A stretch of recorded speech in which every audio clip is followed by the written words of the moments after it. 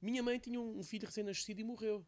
Ela não conhecia o Evangelho, ela não conhecia nada, estavam perdidos na vida, vamos dizer assim. E o pastor, uma semana antes, chegou lá e disse assim, eu aluguei o espaço aqui embaixo, a senhora fica com a chave uma semana. Ela ficou. Passado uma semana, no dia que a criança morreu, ele bateu na porta. E naquela altura estava uma tragédia, a criança morreu, todo mundo chorando, aquela coisa. O pastor bate na porta para buscar a chave. E naquela hora começa a igreja ali. Do zero, ela passou por umas 20 pessoas. Caramba. Porque ela entrou, né, fez o velório, o funeral, mas pregou o evangelho para eles. Então eles converteram-se todos ali. E aí começou. Nossa, uma igreja começou num velório Começou num velório. Nossa. Começou numa tragédia. Com a minha família. com a sua família. Aí a igreja começou ali. Eu venho Seu irmão, né? com o meu irmão. Né? Você não era nascido, né? Não, eu nasci em 1977. Isto foi em 1960, 61. Ele seria o primeiro filho? Ou Primeiro só... filho. Eu seria o primeiro filho, depois tenho mais um irmão. E eu nasci em 77. Antes disso, seus pais eram convertidos? Nada. Ninguém conhecia o evangelho. Ninguém sabia que era Jesus. Eles não tinham nem... E detalhe, tem um menino chamado Lucas Martini, que ele é evangelista. Luca Martini, né? Luca Martini. Ele é evangelista. E eu vi alguns vídeos dele, cara, é demais, assim. Ele orando e em nome de Jesus, fazendo cura na rua. Ele vai Muito e legal. ora pela pessoa aí. E ele viaja à Europa. Ele foi para a Europa. E ele fala que é impressionante a quantidade de ateus que tem na Europa. Muito. Por quê? Porque a igreja... O mesmo acontece com o Brasil. Tá? E isso pode acontecer connosco. A igreja, ela... Tal como acontecia com o povo de Israel, e nós vemos muito isso, por exemplo, ou no livro de Reis, ou de Crónicas, ou no livro de Juízes, há aquela tendência de paz, o povo fica em paz com Deus, fica tão em paz com Deus que se esquece e depois entra em declínio. Okay? O problema do cristianismo na Europa é que ele se tornou um cristianismo legalista, mas não espiritual. Quando você tira a espiritualidade da igreja, mas a torna apenas uma organização de pessoas que creem na Bíblia, mas elas não vivenciam o tal milagre, elas não vivenciam o Deus dia a dia, ok? Elas não vivenciam o sobrenatural de Deus. O que acontece com o tempo? Vai esfriando. E foi isso que aconteceu, né? Grandes avivamentos que houve na Europa, ok? De repente começou a ficar frio, começou a ficar legalista, a liderança deixou de buscar a Deus. A liderança ficou mais preocupada, sei lá, construir um prédio do que se preocupar com as pessoas, ok? Então, isso foi criando um esfriamento na igreja. Biblicamente, isso é cíclico. É cíclico, infelizmente. Até que Deus levanta alguém que venha buscar a presença dele, que venha orar e que venha a buscar. É o ideal? Não, não é o ideal. O ideal é que a igreja sempre... Que cresça, né? E cresça em ficar nesse espírito, em graça, em conhecimento e em graça. Mas muitas vezes a igreja vai cristalizando. Okay? Porque quando nós falamos de igreja, nós temos que entender isto. Nós estamos falando de pessoas. Sim. E o apóstolo Paulo dizia até uma coisa muito interessante. Ele dizia assim, olha, eu oro para que...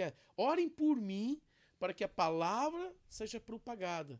Mas orem também para que eu me livre dos homens perversos e maus. Ele estava a falar da igreja também. Sim. Então, muitas vezes dentro da igreja, a igreja também pode cristalizar. Jogo de poder, ok? Quem fica na frente, quem não fica. E o Espírito Santo vai se ausentando, porque ele não entra nesses jogos, ele não entra nessas estratégias, ok? Sim. Hierarquia muito rígida. Eu acredito em cadeia de comando de Deus. Eu acredito que nós somos todos iguais. Todos. Tá? Mas acredito que nós temos responsabilidades diferentes. Mas não somos iguais. Okay? Eu sou pastor, então só eu posso orar pelas pessoas. Mentira. Eu levo a igreja a crer. Eu sempre digo isto, onde eu congrego, onde eu pastoreio. Eu digo assim, não fica à espera da minha unção, ou que eu tenha a unção. De modo algum. Nós temos. O Senhor Jesus está aqui. Okay? Mas a partir do momento que alguns líderes... Mas você é referência espiritual para as pessoas. Sim. Você não pode ser a muleta espiritual, né? Exatamente.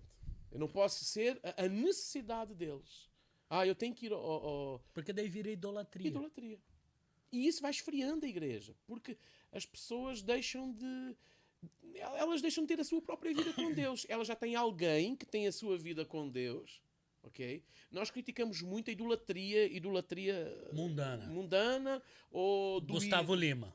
Por exemplo, né? Assim, mas nós temos isso na igreja. Sim. Completamente. E isso é um cuidado. Eu tenho isso. Sinceramente, eu não tenho o ministério Luís Quaresma. Está a entender? Eu não tenho... A palavra de Deus diz assim, a unção que dele recebeste. Falou para a igreja, falou para todos nós. A igreja flui numa equipe, não flui num indivíduo. Sim. Eu vou dizer mais. O tempo das estrelas está terminando com a vinda de Jesus. Ou seja, se vocês repararem, nós tínhamos há uns anos atrás Billy Graham. Sim. Foi tremendo. Foi um homem íntegro toda a sua vida. Sim. Mas parecia que só ele pregava nos Estados Unidos e o resto... Cadê? Na verdade. Agora não. Eu acredito que todos nós somos uma equipe, somos discípulos, não o discípulo. Sim. Ok? Então... Mas eu acredito que a igreja perde e na Europa a igreja perdeu por causa disso. Jogo de poder, associar-se em demasia com o governo, esse tipo de situação. A igreja tem que ter... Não pode perder a voz profética. Portugal é um país mais católico também, não é? Ou completamente. Não? É um país muito católico, dos mais católicos. Acho que é a herança que trouxe para o Brasil também, né? O Brasil também é um país bem católico, né? Agora que tá... Mas o Brasil conseguiu, hoje em dia, ter um avanço muito grande, né? de outros cristãos, de outras confissões, né? Protestante, evangélica, ok? O que permite... Porquê? Os líderes muitas vezes têm medo têm medo que o poder esteja nas pessoas. Sim. A democratização do poder.